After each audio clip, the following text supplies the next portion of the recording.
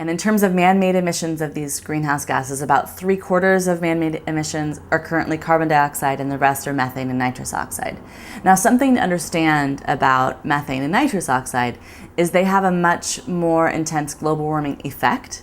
In other words, they're able to trap heat more effectively than carbon dioxide. So over 100 years, methane is about 23 times more, has a global warming potential or global warming effect, 23 times carbon dioxide, and nitrous oxide 296 times.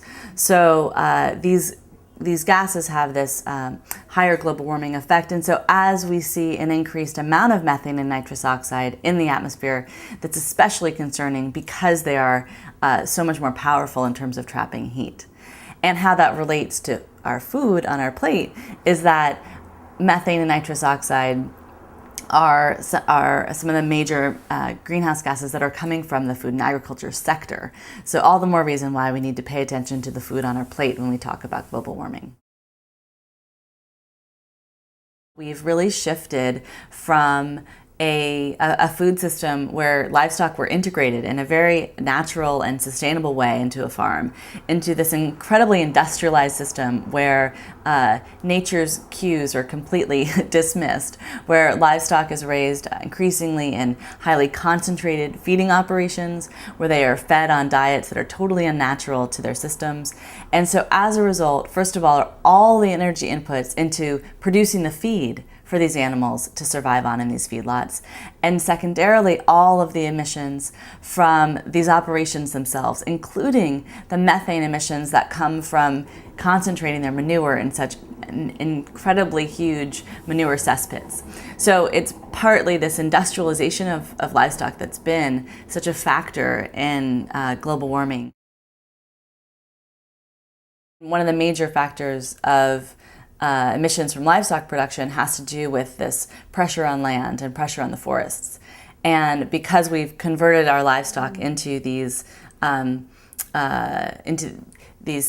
industrialized operations where they have to be fed feed, the conversion rate for cattle is about 16 pounds of soy and grain to produce 1 pound of steak, so that you are reliant on huge amounts of feed production. And where is that feed production happening? It's happening in some of the most precious spots on the planet where we have rainforest destruction to grow feed for livestock.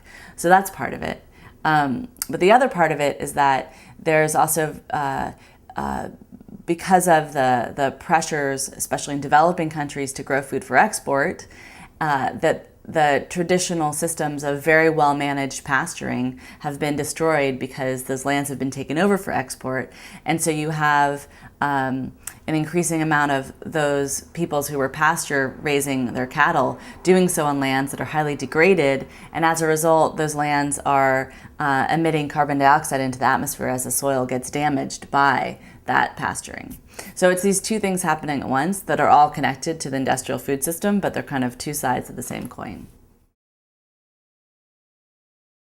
In researching the solutions that are emerging of how to have food and farming not be part of the problem, but be part of the climate change solution, I've been incredibly inspired to meet farmers around the world that are part of a movement called Via Campesina. It's a movement of farmer organizations in more than 100 countries around the world, claiming millions of members. And I've met many of their members, I've visited their farms, and what's so inspiring to me is that I feel like you hear a lot of people say that kind of the days of small-scale farming are over, there are no farmers anymore, no one wants to farm anymore, we can't possibly have any other system but this industrial system.